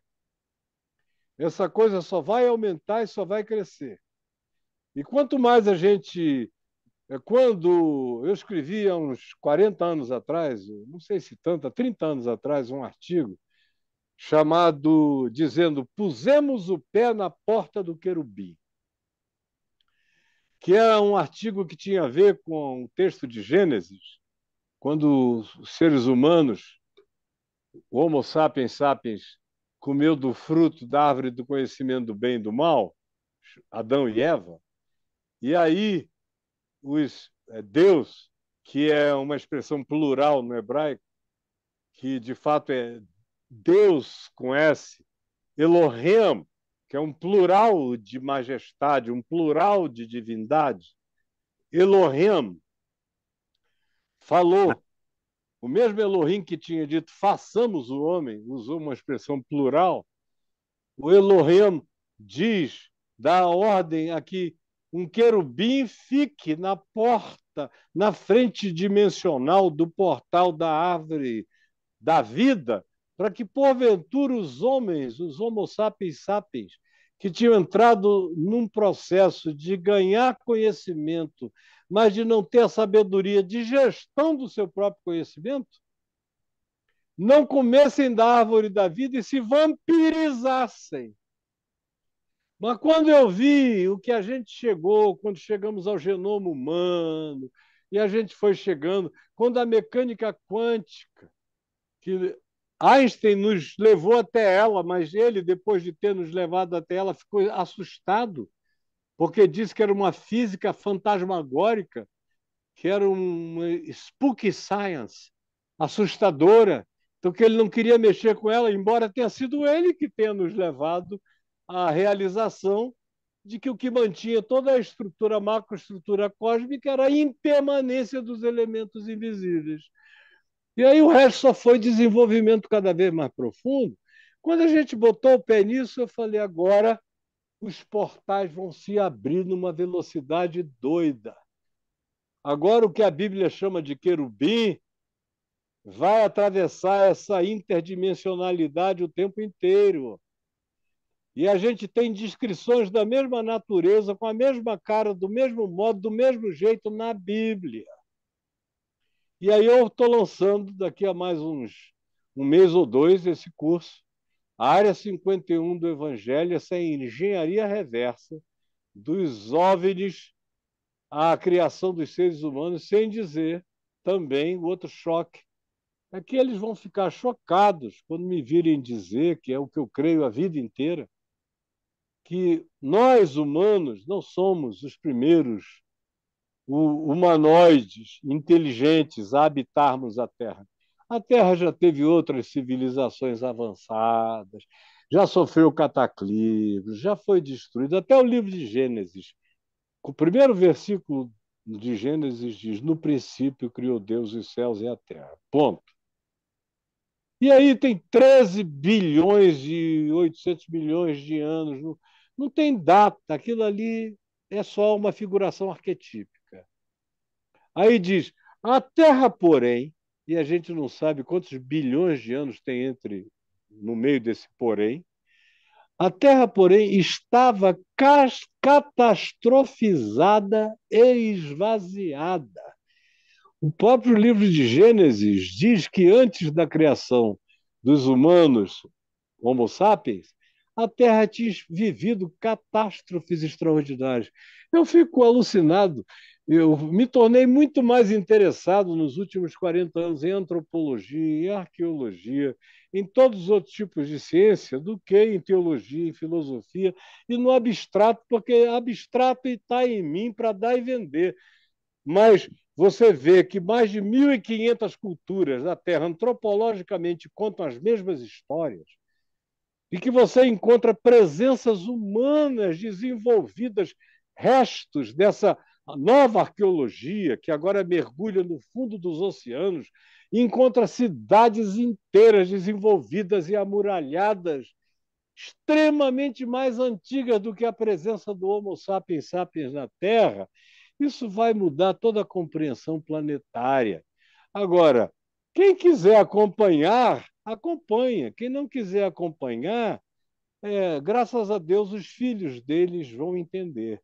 E eu não tenho nenhum problema de morrer incompreendido.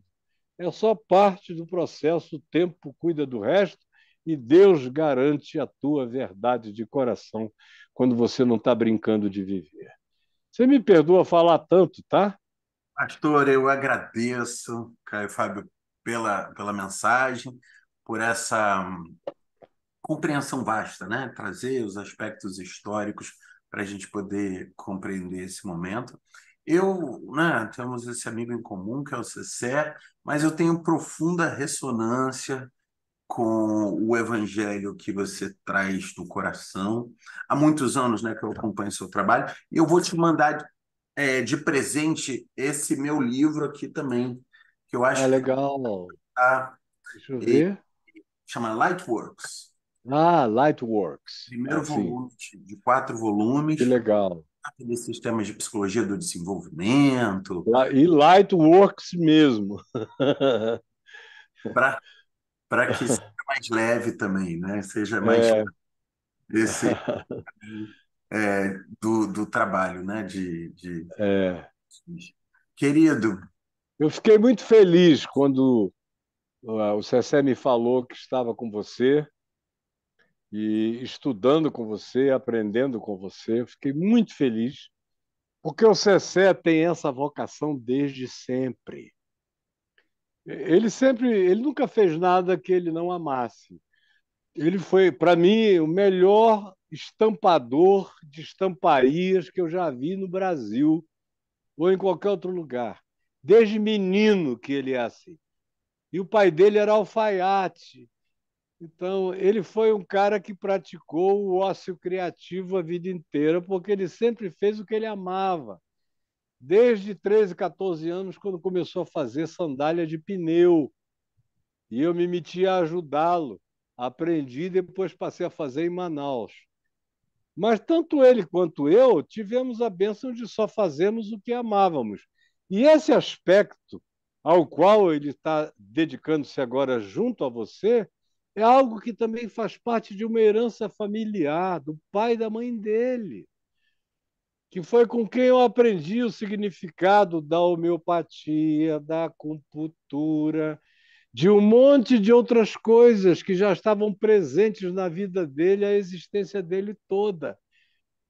De modo que, quando ele me disse que tinha feito essa decisão, eu fiquei muito feliz. E eu e minha mulher e os nossos filhos estamos cheios de fé e de esperança no fato de que ele vai experimentar daqui para frente alguns dos melhores dias da vida dele. Com a Amém. graça de Deus, eu amo esse cara aí do cabelo Amém. branco. E a gente só tem um ano de diferença. Esse cabelo é mais branco do que o meu, mas é só o cabelo. Porque, no mais, a gente viveu os mesmos perrengues da mesma geração durante o mesmo tempo. E assim será enquanto nós formos mantidos aqui. Ele Amém. sabe que eu sou louco por ele. Te amo, Amém. cara. Com você, meu irmão. quer É. deixar uma palavra final aí para os nossos ouvintes? Você é Caio, céu ou eu? Você quer vai. Isso. uma palavra? Depois a gente passa para o Caio concluir. Eu já falei demais. Caio, eu Hum, acho que essa junção de você com o professor Mário vai dar samba. Você com tem a que vir graça aqui de Deus. agora, tem que vir aqui agora, tomar umas agulhadas, trocar uma ideia, né? Eu estou precisando de umas ajudas para o meu diabetes tipo 2. Isso, isso. Então tem que É, vir. E aqui a gente já tem brincado, e eu brinco, mas falo sério, né? Que lá a multiversidade é uma igreja, né? é. Então você tem falado dessas igrejas, dos desigrejados, e o professor comprou essa onda. E outro dia, no último ambulatório que tivemos, que tem um ambulatório todo sábado, onde tem um atendimento assim generalizado a preços módicos, para a gente estudar também é um ambiente de milagres e de curas.